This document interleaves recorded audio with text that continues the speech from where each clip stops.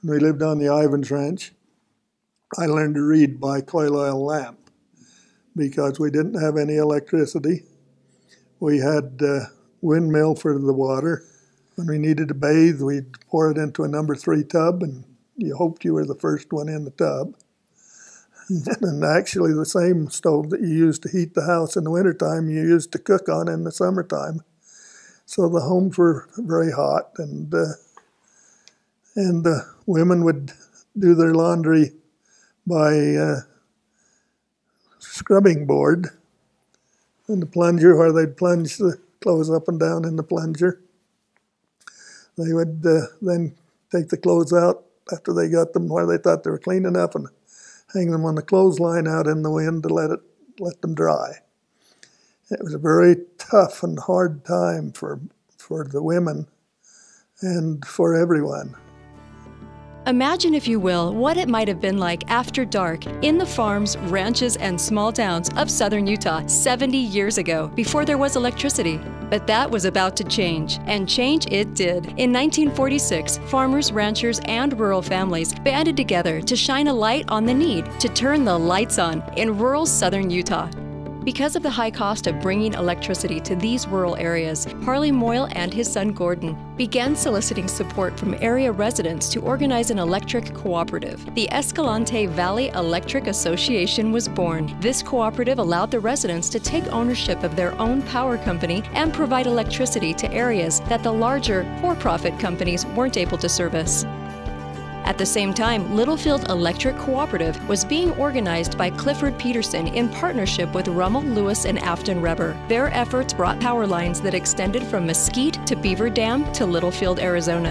In 1974, Littlefield Electric Cooperative and the Escalante Valley Electric Association merged to form Dixie Rural Electric Association, today known as Dixie Power.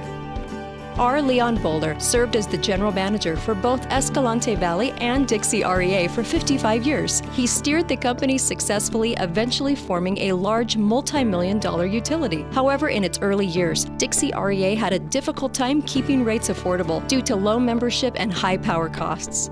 Now, because of the long-term investment strategies, members of Dixie Power enjoy some of the lowest rates in the nation. In the early 1980s, Dixie Power played an important role in bringing water to St. George by purchasing the hydropower generated from Quail Creek. Later on, Dixie Power purchased hydroelectricity from the Glen Canyon Dam in Colorado, which now constitutes 18% of the energy used by members. Dixie Power has also implemented renewable energy sources, including solar and geothermal, for the benefit of Washington County residents. Today, Liddell Laub, president and CEO of Dixie Power, strives to keep rates low in a volatile economy. He encourages Dixie Power members to speak up on political issues that have a direct effect on their rates. Together with you as a member of the Dixie Power Cooperative, we will continue to provide safe, reliable, affordable, and equitable energy.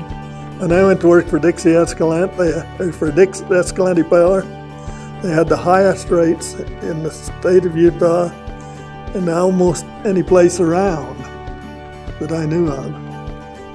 When I retired, they had the lowest rates in the state of Utah, and still maintain that, don't we? And that is a good example of what you can accomplish. And I guess that's, if I could be remembered for one thing, it would be for being able to make electricity available at a reasonable cost to the people we serve.